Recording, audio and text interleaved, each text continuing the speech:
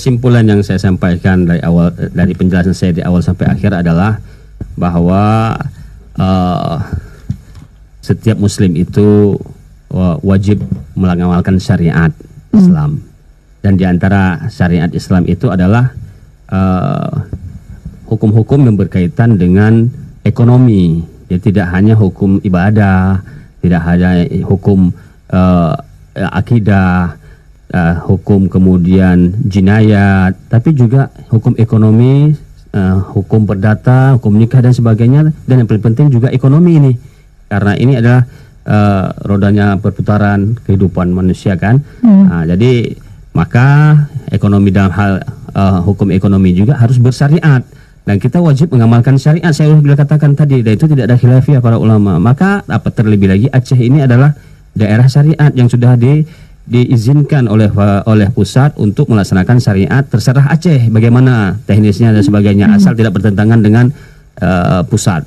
Nah, jadi sesuai dengan syariat sudah diizinkan. Nah, oleh karena itu ini kesempatan untuk orang Aceh untuk menjalankan syariat dengan sebaik mungkin.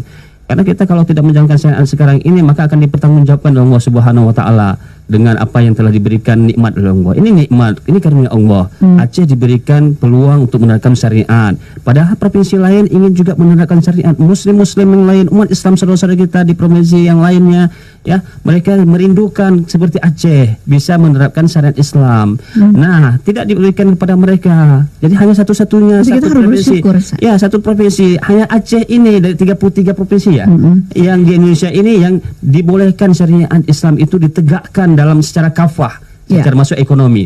Maka oleh karena itu setiap muslim, setiap keluarga wajib mengenali LKS, Lembaga Keuangan Syariah. Artinya perlu mengetahui hukum-hukum yang berkaitan dengan ekonomi Islam.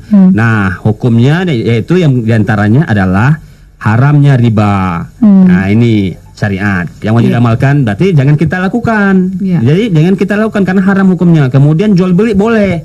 Nah, maka diamalkan juga, berarti silakan berjual beli. Kan jual beli itu ambil untung. Kalau ambil untung boleh, nggak masalah. Jual beli ambil untung boleh, nggak ambil untung boleh. Kurang juga dari itu juga boleh, terserah penjual pembeli, nggak masalah. Jadi bukan riba itu. Jadi Allah menghalalkan jual beli, wa halal bahul bai'a, wa haram riba. Allah menghalalkan jual beli dan mengharamkan riba. Jadi sebagai closing statement saya adalah pertahankanlah ini kanun LKS ini, jangan direvisi, tidak perlu. Biarkan dulu berjalan 2 tahun, setahun atau 2 tahun ke depan, minimal 3 tahun atau 5 tahun, maka nanti baru kita berpikir untuk di mana kekurangannya tersebut, maka kita perbaiki. Jadi bukan kanun LKS-nya yang diperbaiki, tapi adalah kalau selama ini ada kesalahan, ada ke dalam implementasi syariat Islamnya, ya, secara syariat Islamnya, konsep muamalahnya, konsep fikih muamalahnya, maka itu yang diperbaiki. Kemudian pelayanannya itu yang diperbaiki. Jadi bank-bank itu yang harus diberikan masukan, dan mereka manajemen bank ini yang memperbaikinya. Jadi bukan kanunnya. Ya, baik. Nah, untuk keluarga sendiri Ustadz, untuk keluarga yang kita harus cerdas ya, mengenali itu semua supaya kan ada rahmatan lil alamin dalam keluarga kita nanti ini. Apa pesannya Ustadz? Ya. Keluarga yang cerdas itu keluarga yang mengamalkan syariat Islam. Jadi orang yang mengamalkan keluarga yang cerdas itu yang mendambakan kebahagiaan dunia akhirat.